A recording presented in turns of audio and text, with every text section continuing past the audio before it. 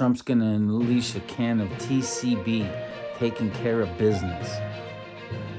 The fact that Iran wants to enrich uranium and could develop a nuclear capability that would threaten the region.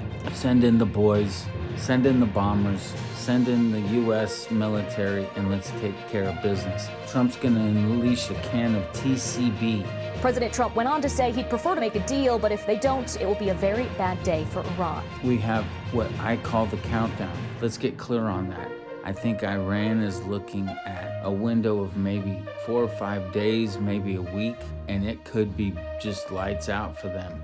This isn't about regime change. This is about our economy. Everything revolves around energy. And with Iran becoming a nuclear threat in that region, they can shut down the Suez Canal and they can make oil prices extremely volatile because of just simple threat, be the only nuclear power in the Middle East. The president is looking at this as America First agenda. Thursday's not going to be a very good day for negotiations. It could lead to the possibility of a prolonged conflict in the region. That if no deal is reached over Iran's nuclear program within the next 10 days, he could take military action. Thank you for tuning into American News Network, where we bring you insights into the U.S. news and breaking world events. President Trump is his next steps with Iran. Good morning. Yeah, President Donald Trump's top general is highlighting the potential risks with striking Iran. Now, Joint Chiefs Chairman General Dan Kane could lead to the possibility of a prolonged conflict in the region. It comes after the president said last week that if no deal is reached over Iran's nuclear program within the next 10 days, he could take military action. Right now on the agenda, it is the State of the Union address that's going to happen to President Trump. I think this is going to start the actual ticking clock for Iran's countdown. Well, Kane sees the stakes of a major operation in Iran as higher, with a greater risk for entanglement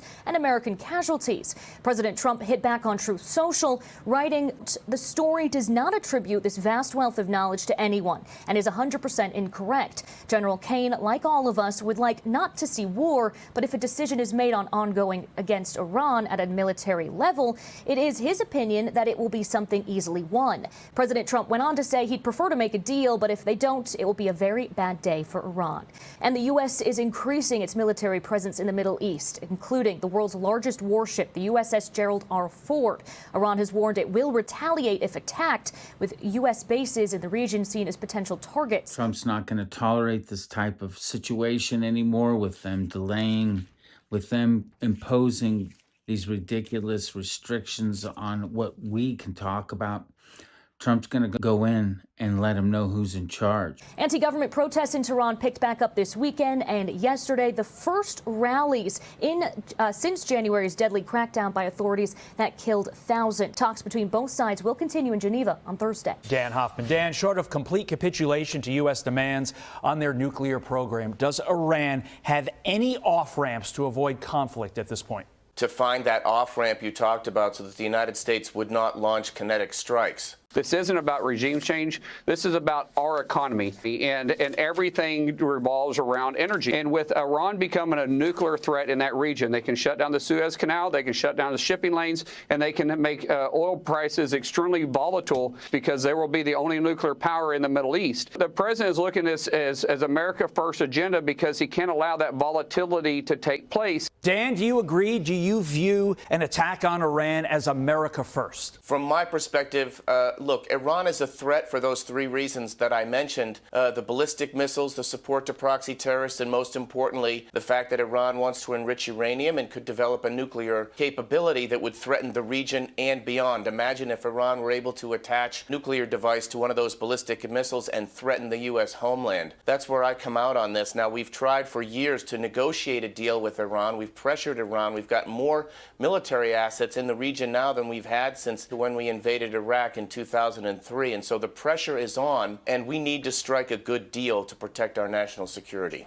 Some of the things that you're going to be listening to tonight in the speech, of course, will be the economic strategy that he proposes, foreign policy and trade that is now on the agenda, on the key agenda, in fact, especially after these Supreme Court justices ruled this week in some ridiculous ruling. But anyway, back to it. He's going to clarify that tonight. Also, he is going to hit the immigration point, and I think he's going to hit that pretty good. highlighting the administration's actions on the border security and immigration enforcement. Political framing. He is going to put into context exactly what is going on. There's so much misinformation out there in terms of we get from ridiculous news sources like CNN. First off, we have what I call the countdown. Let's get clear on that. I think Iran is looking at a window of maybe 4 or 5 days, maybe a week, and it could be just lights out for them. I think they're going to go to Geneva this week. I think that Thursday's not going to be a very good day for negotiations. And then I think Trump's going to say, game over, send in the boys, send in the bombers, send in the U.S. military, and let's take care of business. TCB, baby, that's what I think he's going to say. Trump's going to unleash a can of TCB, taking care of business.